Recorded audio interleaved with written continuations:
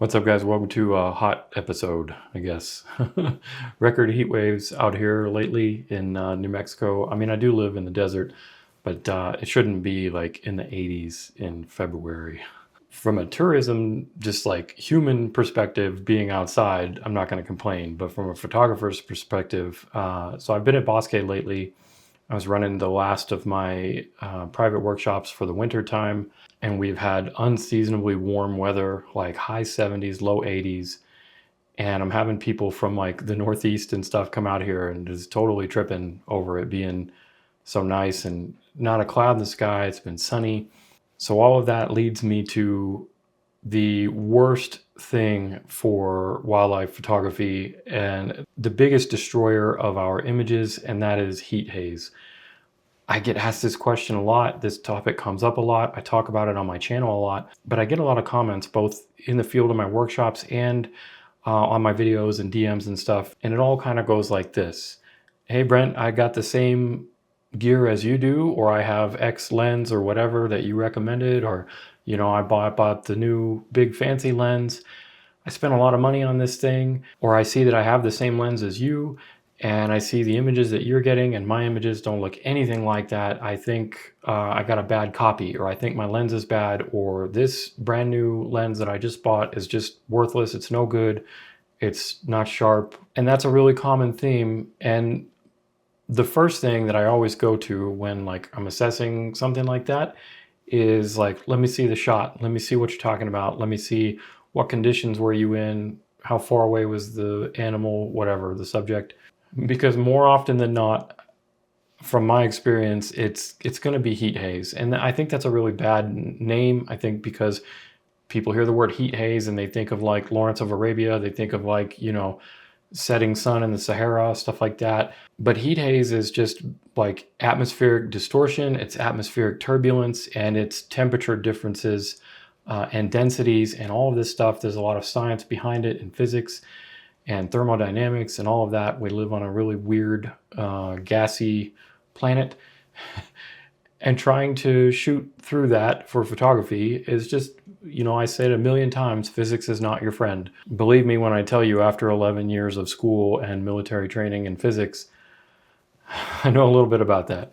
So let's just go ahead and jump into the computer, and I'm going to give you guys, I want to show you some examples of heat haze to varying degrees and some images without it in similar conditions and in similar time and in the same area, so that you can see, like, hopefully this will help you to assess your own images and be able to tell like what it is that's messing you up. And we're just going to assume that everything else you did was on point and that you have good gear and all that stuff. So let's jump into it. So let's take a look at this Harrier. So this was shot at Bosque in New Mexico in the winter time, just a couple days ago, at 12:48 p.m. So believe it or not, this is actually a Northern Harrier. Now theoretically, this should be focused. The focus point was on it. But all of this stuff, this is heat haze. And this is pretty bad. So if we look around here, we just look at all that mottled, splotchy, you know, filmy looking. I mean, it looks like a Monet or something, you know. So this, you know, this type of texture, this splotchy texture and the twigginess and all that, like this right here, this is a really good indication of heat haze. And then like, if you know you were kind of locked on focus and you feel like you're looking at this and you feel like, well, it should be details there, but it's not. And it just looks like there's a big old, like shooting through a piece of plastic or something. That's heat haze. That's horrible. So I'm shooting this at 700 millimeters and I'm in crop mode. So this is full frame. This is effectively 1120 millimeters. So, and given how small that bird is, that should tell you right there that this is too far away. So obviously heat haze can happen at any level, but the worst offender is definitely going to be distance. So the more atmosphere you're physically shooting through, the more of this distortion you're going to have to deal with. So, I mean, realistically, if I was trying to get a good photo, this isn't the way to do it. Shooting at 1 o'clock in the afternoon on an 80-degree day at Bosque, the worst offenders of this are going to be in big, bright, open places like this and also over open water. So let's take a look, see if I can find one.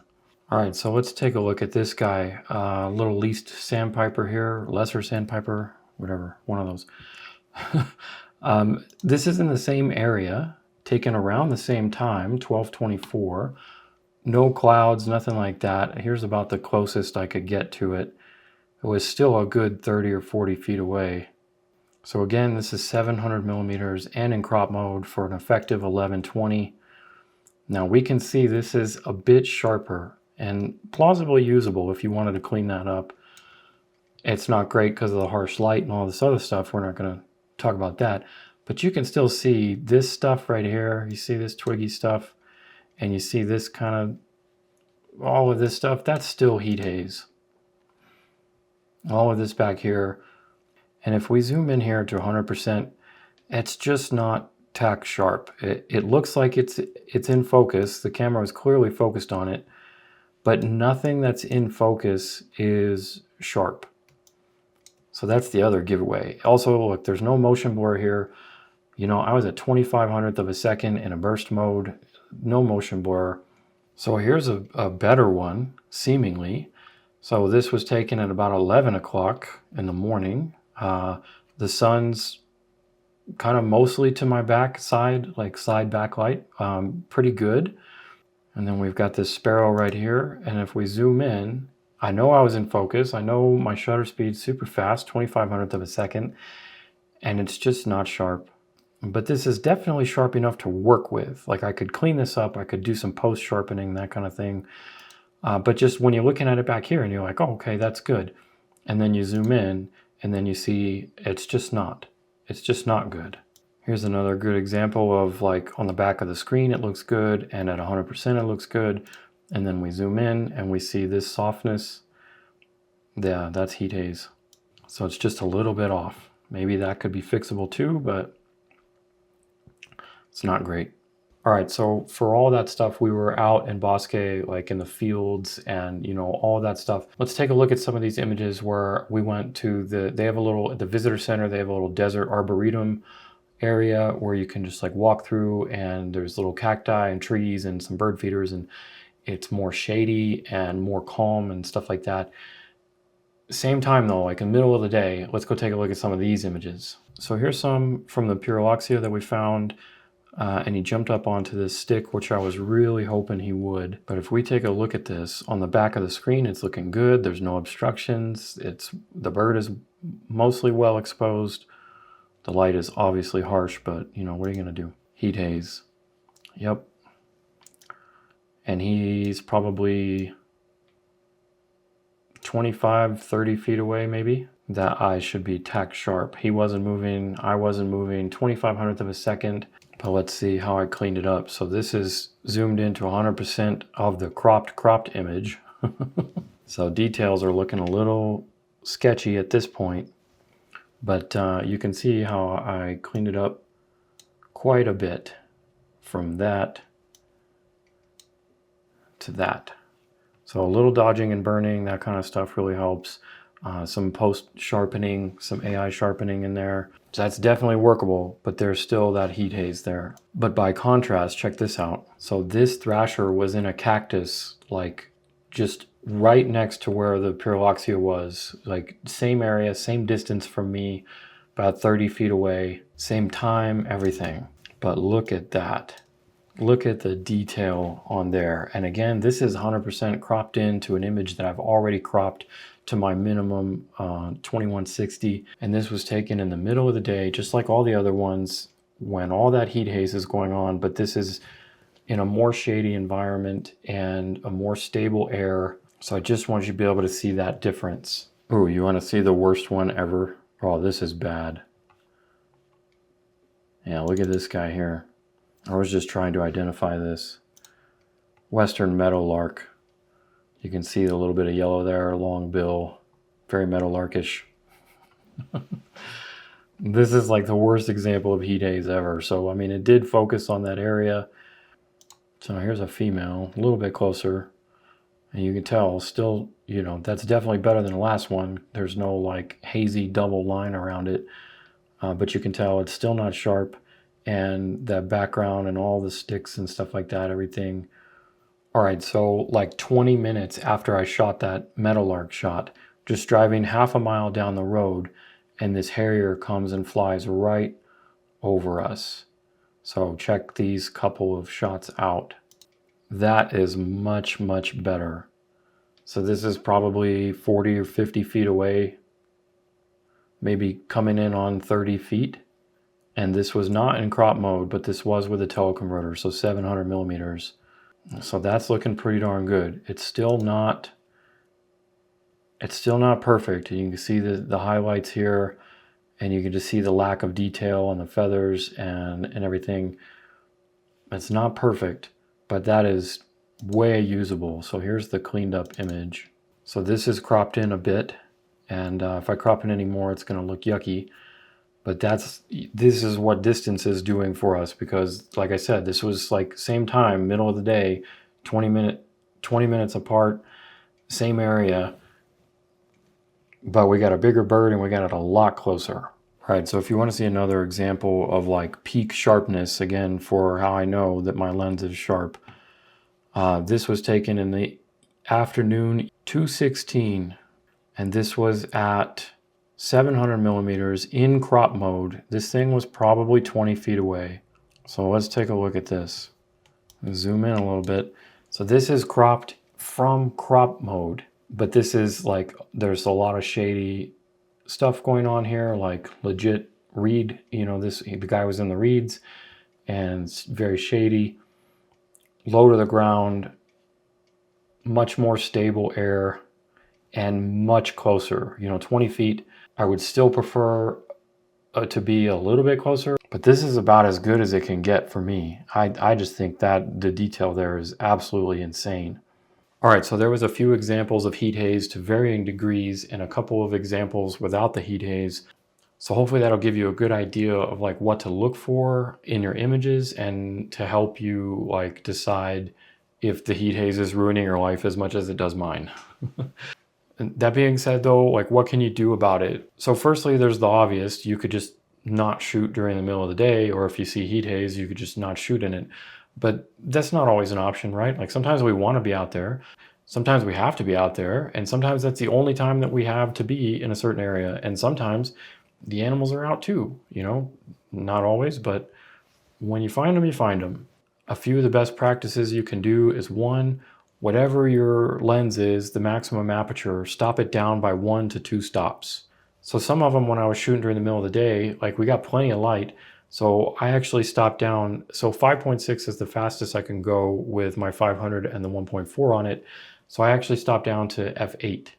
So that's another full stop down, and that really helps. The teleconverter in this case isn't hurting me as much as the heat haze is, because the teleconverter, the 1.4 on that 500 Mark II, is incredibly good. And for all intents and purposes, I can't ever hardly see any image degradation. So, but stopping it down is going to help even more than shooting wide open.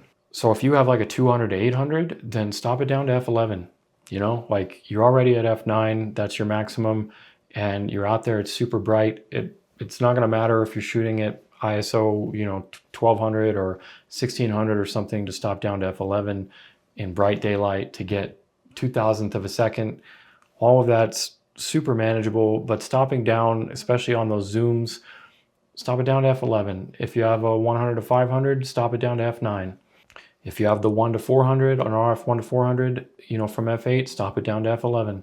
And then put it in burst mode. Take as many bursts as you can. One of them, heat haze moves a lot. The atmosphere is really turbulent. It's always moving. So the more frames per second you can get, the more potential you might have for statistics of just grabbing one that's at least a lesser amount of heat haze. Like you're not going to get rid of all of it, but fast burst rate, and then of course fast shutter speed. That helps for everything in wildlife. And then the last thing is definitely editing. So editing is always a big help. First, understanding like what's wrong with your image, whether it's heat haze or shutter speed or bad light or whatever. That'll help you understand like what can you do in post in editing to help it. Different sharpening techniques and stuff like that. Like I use Luminar for my AI sharpening, use Topaz. DxO, like whatever you have to sharpen it. You can use Photoshop, but also the stuff like the dodging and burning, and fixing those harsh light issues, stuff like that. All of those issues are editing, and the more you know how to edit, the better you'll be just as a whole on a photographer. So if you haven't done much editing before, you should definitely like pick a program and start from the beginning and learn everything you can about that program, because it'll really help you. The more you learn how to edit, the more that's going to help you in the field. A great way to do that too is by today's sponsor, which is from Skillshare. So check this out.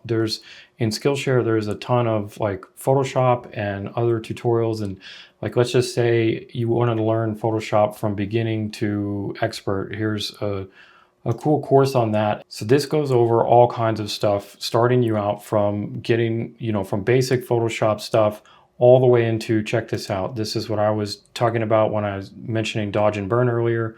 This guy's got a whole chapter on it here, showing you different ways that you can do the dodging and burning and how that's going to help with certain aspects of photos. That's a really powerful technique that I've been using for a really long time, and I really love using dodge and burn for wildlife. So having stuff like this is really great. And Skillshare is cool because it kind of gives you like a lot more than you might be able to find like on YouTube. Like, yeah, you can find lots of videos on YouTube, but there's a lot more structure here, and there's a lot more classes and workflows.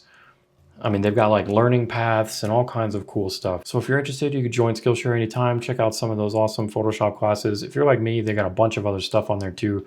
I'm really interested in music. Obviously, they got a lot of cool music classes. Just as a creative, if you want to start being a YouTuber, there's tons of stuff on there. And they gave me a really great deal for you guys. So the first 500 people that use my link down below, you'll get your first month for free. And a whole month is a really long time to dive in there and like get a bunch of information and figure out what you want to learn and start hitting it hard. So massive shout out to Skillshare for sponsoring the video and helping me get up to Bosque and do my wildlife stuff and run my channel. I really appreciate it, and I think it's got a lot of value, a lot of great classes on there for everybody to help you just do some more stuff that you're interested in. All right, I'm gonna wrap it up here. Time to go enjoy some of that winter sunshine. If you made it this far, I really appreciate it. It means a lot. Hit that like button for me. That's the best thing you can do for the channel. If you're picking up what I'm putting down, you're enjoying the content, you can definitely subscribe if you haven't already. I've got channel memberships. If you ever want to join me in the field and get some hands-on learning stuff for Bosque for next winter, Scotland in May, some private birding workshops, Southeast Arizona for some tropical birds, all kinds of stuff, workshops linked down below. You can check that out. All right, that's it. It's chai time. Thanks for watching. I'll see you in the next one.